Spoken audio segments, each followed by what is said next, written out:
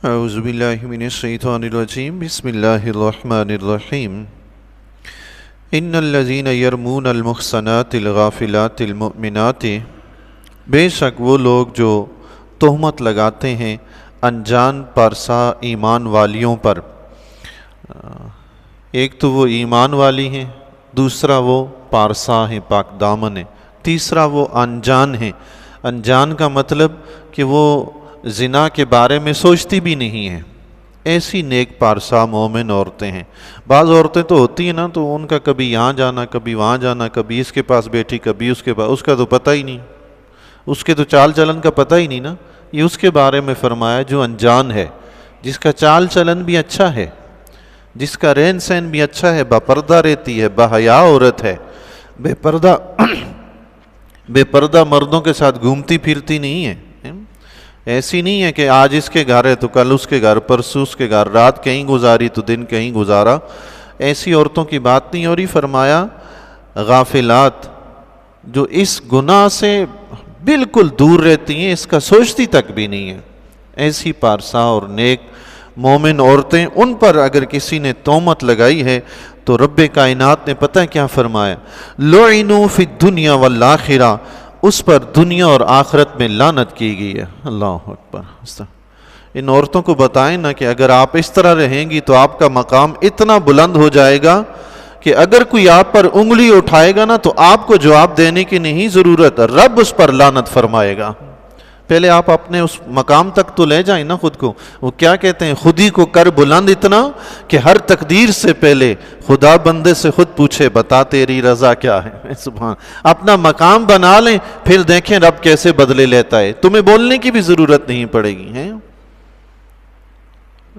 بندہ جناب خود ہی اللہ اور اس کے رسول کے حکم کی اطاعت ہی نہ کرے، پیروی نہ کرے، پھر معاشرے والوں سے بندہ کیا شکوے شکایتیں کرے ہیں جی۔ تو فرمایا انجان پارسا پاک دامن مومن عورتوں پر جو زنا کے بارے میں سوچتی تک بھی نہیں ہے، ان پر جس نے تہمت لگائی تو رب نے فرمایا اس پر دنیا اور آخرت میں رب کی طرف سے لعنت ہے، وَلَهُمْ عَذَابٌ عَظِيمٌ، اور ان کے لیے سخت عذاب بھی ہے، بہت بڑا عذاب بھی ہے۔ اللہ اکبر۔ علماء کرام نے، حضرت عباس رضی اللہ تعالی نے فرمایا کہ یہ جو صفات بیان کی گئی ہیں اس آیت میں، پارسا انجان مومن عورتیں، فرمایا اس سے مراد حضور علیہ السلام کی ازواج مطہرات ہیں، اس میں تو شک ہی نہیں ہے۔ البتہ دیگر مفسرین نے یہ بھی فرمایا کہ اس سے مراد تمام مومن عورتیں، قیامت تک جتنی بھی پاک دامن عورتیں آئیں گی وہ سبھی مراد ہیں، تو یہ بھی ٹھیک ہے۔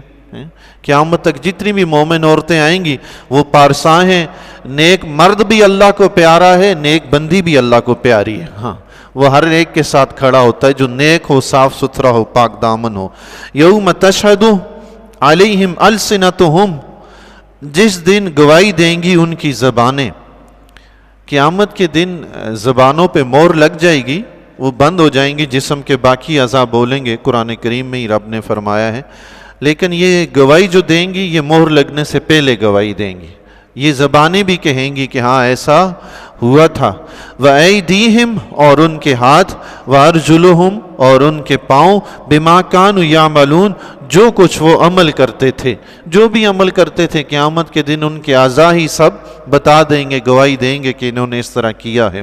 يَوْمَئِذٍ يُوَفِّيهِمُ اللَّهُ دِينَهُمُ الْحَقَّ، اس دن اللہ انہیں ان کی سچی سزا پوری دے گا، جو ان کی سزا بنتی ہے، جس کے وہ مستحق ہیں، اس دن اللہ ان کو پوری پوری سزا عطا فرمائے گا۔ وَيَعْلَمُونَ أَنَّ اللَّهَ هُوَ الْحَقُّ الْمُبِينُ، اور وہ جان لیں گے کہ بے شک اللہ ہی صریح حق ہے، اللہ ہی صریح حق ہے۔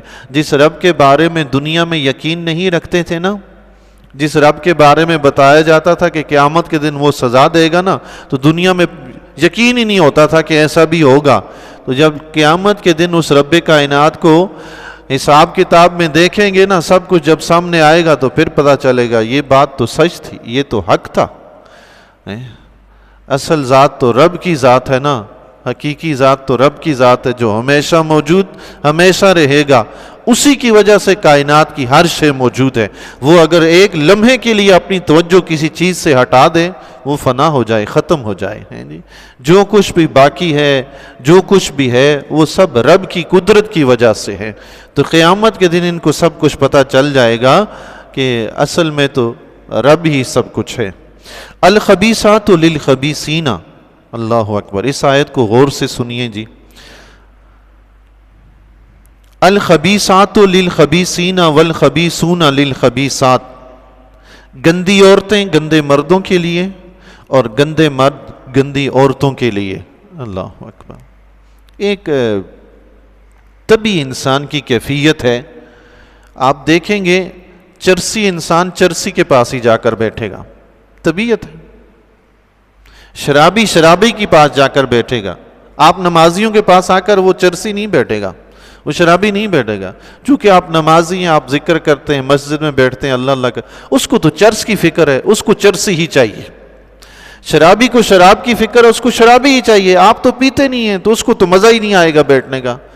دیکھیں گندی طبیعت گندگی کی طرف مائل ہوتی ہے، اچھی طبیعت اچھائی کی طرف مائل ہوتی ہے. یہ خدا کی قدرت ہے جی. عورتیں اگر گندی ہوں گی تو وہ کب چاہیں گی کہ ان کو شوہر 5 وقت کا نمازی مل جائے، تہجد گزار مل جائے؟ وہ تو کہیں گی اس نے صبح خود بھی نماز کے لیے اٹھنا ہے، مجھے بھی اٹھانا ہے، اس سے شادی ہی نہیں کرنی. وہ تو ڈھونڈے گی بھی ایسا جیسی خود گندی ہے، وہ چاہے گی کہ مرد بھی ایسا ملے جو مجھے روک ٹوک نہ کرے، وہ بھی پھرتا رہے میں بھی پھرتی رہوں. طبیعت جو ایسی ہے. اللہ اکبر. وَالطَّيِّبَاتُ لِلطَّيِّبِينَ وَالطَّيِّبُونَ لِلطَّيِّبَاتِ. سبحان اللہ. اور پاکیزہ عورتیں پاک مردوں کے لیے اور پاک مرد پاک عورتوں کے لیے. سبحان اللہ. اللہ اکبر. گندے جب گندوں کے پاس ہی اٹھنا بیٹھنا پسند کرتے ہیں تو اچھے بھی چاہیں گے کہ ہم بھی اچھوں کے پاس اٹھے بیٹھے ہیں. سبحان اللہ. گندے اچھوں میں آ کر بیٹھ جائیں تو ان کا دل نہیں لگے گا، بے چین ہوں گے کہ کب موقع ملے تو اٹھ کے بھاگیں. اور اچھے لوگ گندے لوگوں میں چلے جائیں تو وہ پریشان ہو گئے کہ کب موقع ملے تو میں اٹھ کے بھاگوں. خدا کی قدرت ہے. سبحان اللہ.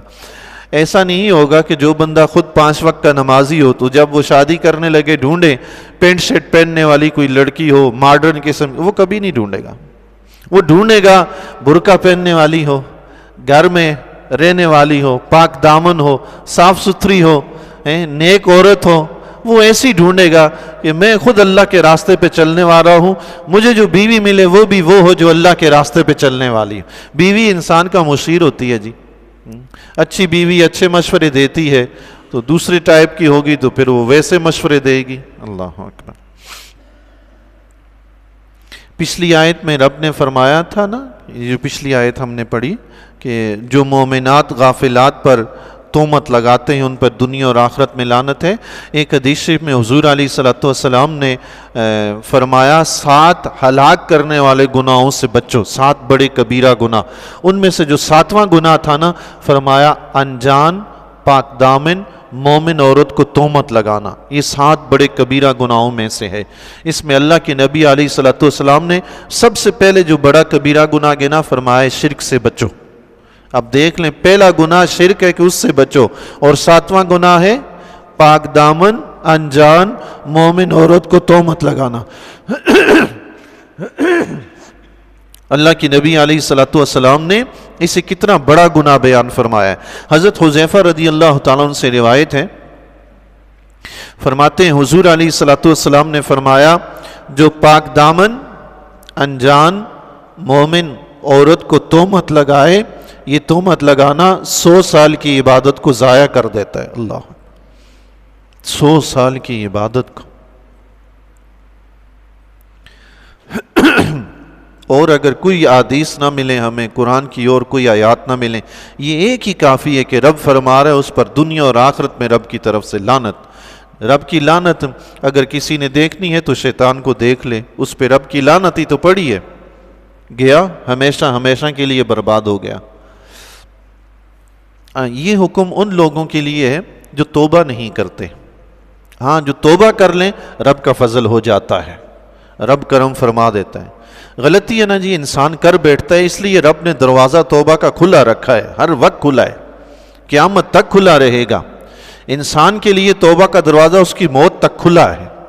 ہاں موت کے وقت جب آثار ظاہر ہو جاتے ہیں، فرشتے نظر آنے لگتے ہیں، اخروی نشانات جب نظر آنے لگتے ہیں، اس وقت توبہ کا دروازہ بند ہے، اس وقت کا ایمان بھی قبول نہیں۔ اس سے پہلے جس نے توبہ کر لی، ایمان لے آیا، اس کا قبول ہے۔ تو ایسا شخص اگر کسی نے غلطی کر ہی دی ہے تو اس کو چاہیے کہ توبہ کر لے۔ اگر توبہ نہیں کرے گا تو رب کے ہاں پھر لعنوا فی الدنیا والآخرہ میں شامل ہو جائے گا۔ اللہ تعالیٰ ہر چھوٹے بڑے گناہ سے توبہ کرنے کی توفیق عطا فرمائے۔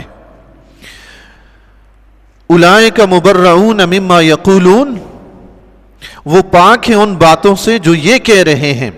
یہ تہمت لگانے والے جو پاک مردوں اور پاک عورتوں پر تہمت لگاتے ہیں نا، تو یہ پاک مرد پاک عورتیں ان سے پاک ہیں، مبرہ ہیں۔ یہ تہمت لگانے والے جھوٹے ہیں۔ لہم مغفرۃ ورزق کریم، یہ پاک مردوں اور پاک عورتوں کے لیے رب نے فرمایا جو زنا سے باز رہتے ہیں نا، چاہے مرد ہوں یا عورتیں ہوں، فرمایا لہم مغفرۃ، ان کے لیے مغفرت ہے۔ سبحان اللہ، اللہ اکبر۔ رب کی طرف سے کتنی بڑی بشارت ہے جی۔ خدا کا شکر ہے رب نے اس گناہ سے بچا کے رکھا ہے، بندہ خود نہیں بچ سکتا۔ جب بھی کوئی نیکی کریں تو یہ رب نے توفیق دی، بچے ہوئے ہیں تو رب نے بچا کے رکھا ہے جی۔ اللہ ورزق کریم، اور عزت کی روزی ہے۔ سبحان اللہ، کہاں؟ جنت میں۔ سبحان اللہ۔ علماء کرام نے فرمایا یہاں تک ام المومنین حضرت عائشہ صدیقہ رضی اللہ تعالیٰ عنہ کی برات کا ذکر ہوتا رہا ہے۔ اب یہاں بھی جو طیبون اور طیبات کا ذکر فرمایا نا، یہ تا قیامت مومن مردوں اور مومن عورتوں کے بھی لیے ہے، لیکن خصوصی طور پر یہاں ام المومنین حضرت عائشہ صدیقہ رضی اللہ تعالیٰ عنہ کا ذکر رب نے فرمایا ہے کہ وہ تو پاک ہیں، تہمت لگانے والے جھوٹے ہیں، ان کو تو پتہ ہی نہیں، اللہ نے ان کو پاک رکھا ہے۔ آپ خود دیکھیں جی، ایک عام انسان ہے نا، نیک سیرت ہے، اچھا ہے، وہ اپنی بیٹی کا رشتہ جب کرتا ہے نا تو کوشش کرتا ہے کہ کسی اچھے انسان سے کرے۔ ایسا ہی ہوتا ہے نا، اس کی کوشش ہوتی ہے کہ کسی اچھے انسان سے کرے۔ رب کائنات نے اپنے حبیب کے لیے کوئی بوڑھی عورت چنی ہوگی کیا؟ اللہ اکبر۔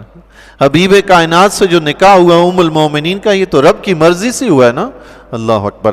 ام المومنین حضرت عائشہ صدیقہ رضی اللہ تعالیٰ عنہا کے بے شمار فضائل میں سے ایک فضیلت یہ ہے کہ حضرت جبریل علیہ السلام حضور علیہ السلام کے پاس ریشمی کپڑے پر ام المومنین حضرت عائشہ صدیقہ رضی اللہ تعالیٰ عنہا کی تصویر لے کر آئے اور حضور علیہ السلام کو دکھائی اور عرض کی یا رسول اللہ یہ دنیا اور آخرت میں آپ کی زوجہ ہیں۔ سبحان اللہ۔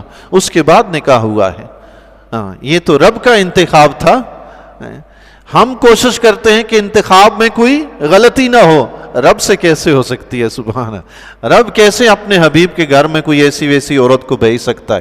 یہ ام المومنین رضی اللہ تعالیٰ عنہا کو شرف حاصل ہے کہ یہ نکاح رب کے حکم سے ہوا ہے۔ سبحان اللہ۔ آپ کے بہت سے فضائل ہیں، آپ کو یہ فضیلت بھی حاصل ہے کہ حضرت جبریل علیہ السلام آپ کو سلام کیا کرتے تھے۔ سبحان اللہ۔ اللہ حضرت جبریل علیہ السلام کبھی کبھی وحی بھی لے کر آتے، حضور علیہ السلام ام المومنین حضرت عائشہ صدیقہ رضی اللہ تعالیٰ عنہا کے ساتھ بستر پہ ہوتے تھے تو وہاں بھی وہی آ جایا کرتی تھی۔ سبحان اللہ۔ یہ بھی شرف آپ کو حاصل۔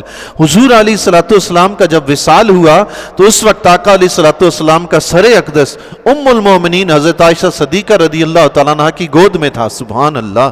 یہ شرف اور کس کو ملا ہے؟ ام المومنین حضرت عائشہ صدیقہ رضی اللہ تعالیٰ عنہ کے اتنے عظیم فضائل ہیں۔ سبحان اللہ۔ اللہ اکبر۔ تفسیر قرطبی میں فرماتے ہیں کہ حضرت مریم رضی اللہ تعالیٰ عنہا پر جب تہمت لگی تھی حضرت عیسیٰ علیہ السلام کی پیدائش کے وقت، تو فرمایا اس وقت اللہ تعالیٰ نے آپ کے بچے حضرت عیسیٰ علیہ السلام سے گواہی دلوائی کہ نہیں میری ماں پاک ہیں۔ حضرت یوسف علیہ السلام پہ جب تہمت لگی تو اللہ تعالیٰ نے ایک بچے سے جو پالنے میں تھا اس سے گواہی دلوائی کہ یوسف علیہ السلام پاک ہیں۔ لیکن ام المومنین حضرت عائشہ صدیقہ رضی اللہ تعالیٰ عنہ پر جب تہمت لگی تو رب نے خود گواہی دی کہ یہ پاک ہیں۔ سبحان اللہ۔ رب نے خود آیات نازل فرما دی۔ کتنا شرف ہے۔ اللہ اللہ۔ یہ خود حضور علیہ السلام کے وسیلے سے یہ سب کچھ نصیب ہوا آپ کو۔ اللہ پھر سب سے جتنی بھی سعادتیں ہیں ایک سے بڑھ کر ایک ہے، اور یہ ایک بڑی سعادت دیکھیں کہ حضور علیہ السلام اس وقت جہاں آرام فرما ہیں وہ ام المومنین حضرت عائشہ صدیقہ رضی اللہ تعالیٰ عنہ کا حجرہ ہے۔ سبحان اللہ۔ جو تا قیامت حضور علیہ السلام کا مزار انور بن گیا۔ اللہ، کتنی بڑی سعادت اور کتنا شرف ہے ام المومنین حضرت عائشہ صدیقہ رضی اللہ تعالیٰ عنہ کو حاصل ہے۔ اللہ تبارک و تعالی ہمیں حضور علیہ الصلوۃ والسلام کے تمام متعلقین کی کما حق ہو تعظیم و توقیر کرنے اور ان سے کما حق محبت کرنے کی توفیق عطا فرمائے۔